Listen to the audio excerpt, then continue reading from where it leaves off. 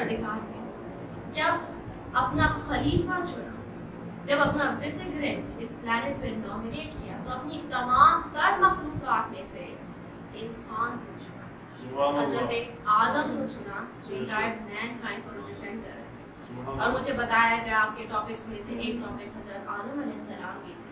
تو آئیے تھوڑی دیر اس بات پہ ذرا سوچتے ہیں کہ حضرت آدم وہ کیا بات تھی کہ جس کی وجہ سے خدا نے پوری کائنات کے تمام ملائکہ کو یہ حکم دیا کہ آدم کے آگے سجدہ.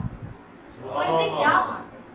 لفظ ملائکہ جو ہے وہ لفظ ملک سے نکلا ہے، جس کا لٹرل میننگ ہے طاقت، قوت، کائنات کو چلانے والے ملک، سمندر کی لہریں چلانے والے ملک، آسمان سے بارش برسانے والے ملک اور عبادت گزار ملک. کہتے ہیں کہ کائنات کا کوئی ایسا کونا نہیں ہے، کہ کوئی ایسا انچ نہیں ہے جہاں کہ خدا کا کوئی نہ کوئی فرشتہ عبادت نہ کرے. تو اتنی طاقت، اتنی عبادت، لیکن پھر بھی خدا نے کہا کہ اے کائنات کے تمام ملائکہ تم آدم کے آگے سجدہ کرو.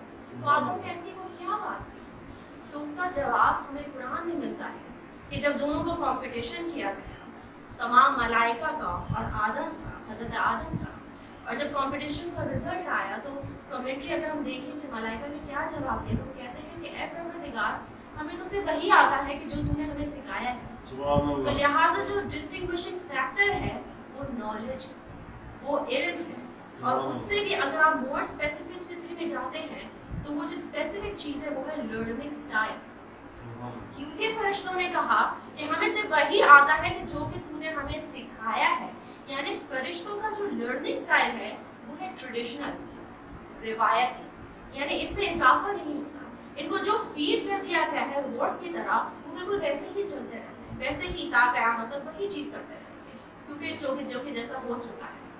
اگر انسان کو آن دی ادر ہینڈ دیکھیں تو جو انسان کا لرننگ اسٹائل ہوتا ہے وہ ہوتا ہے کریٹو. انسان کو اگر کوئی روایتی بات دے دی جائے تو اس کو ایز اٹ از ایکسیپٹ نہیں کرتا، اس پہ غور و فکر کرتا. اگر ایز اٹ از ایکسیپٹ کر لے تو وہ اپنے مرتبے سے خود ہی کر رہا ہے، لیکن جس کی بنیاد پر خدا نے اس کو افضل ترین قرار دیا ہے اس کی لاجک ریزننگ کہ بھئی اگر ایسا ہے تو کیوں ہے. وہ ریسرچ کرتا ہے، وہ ریزن کرتا ہے، وہ اپنی کریٹیوٹی سے انوینشنز کرتا ہے، ایجادات کرتا ہے. اگر آپ اس کو دیکھیں تو کریٹیوٹی جو ہے کہ نئی چیزیں بنانا یا پیدا کرنا یا کریشن کرنا، یہ خدا کی صفات میں سے ایک بہت بڑی صفات ہے.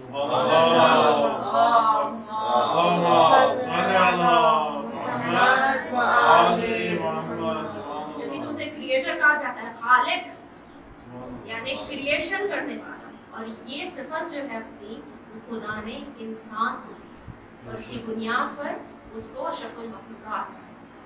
اور اس کے بدلے جو روایتی اور ٹریڈیشنل ہے وہ کیا چیز ہے؟ جیسے میں نے کہا کہ وہ کبھی وقت کے ساتھ بڑھتی نہیں ہے، وہ بس اس لیے چلی آ رہی ہے کیونکہ ہمیشہ سے ایسے ہی ہوا ہے. اگر ہم کرنٹ زمانے میں اس کی کئی مثالیں، لیکن ہماری معاشرے سے اور کیونکہ بچیاں بیٹھی ہیں تو اگر مثال دوں تو ایک مثال ہے جہیز کا سسٹم، ڈاوری کا سسٹم. یہ اس لیے دیا جاتا ہے ہمارے اس علاقے میں، سب کانٹیننٹ میں، کیونکہ ہمیشہ سے دیا گیا ہے.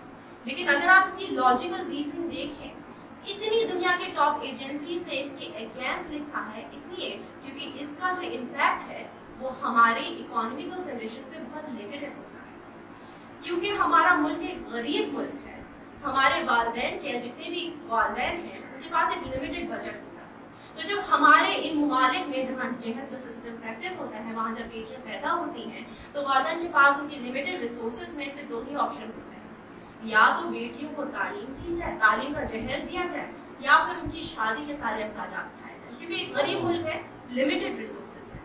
تو روایتی تھنکنگ کی بنیاد پر ہمارے جو اکثر والدین ہوتے ہیں، ہمارے مطلب جو اکثر ہوتے ہیں، وہ ترجیح دیتے ہیں ٹو دا لیٹر، یعنی تعلیم سے محروم کر کے ان کی جو جتنی بھی جمع پونجی ہے وہ ایک ایونٹ پہ خرچ کر دیتے ہیں.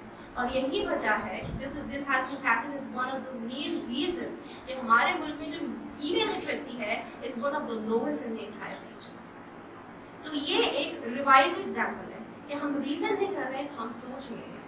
اور جو خدا نے انسان کو جو دی ہے is to reason, is to ask the question کہ اگر یہ ایسا ہو رہا ہے تو کیوں ہو رہا ہے؟ Why is it happening؟ اور اگر یہ جو انسانی کریٹو ذہن ہے، اگر یہ مل جائے نالج سے، علم سے then wonders happen, miracles happen. تو یہ علم کیا چیز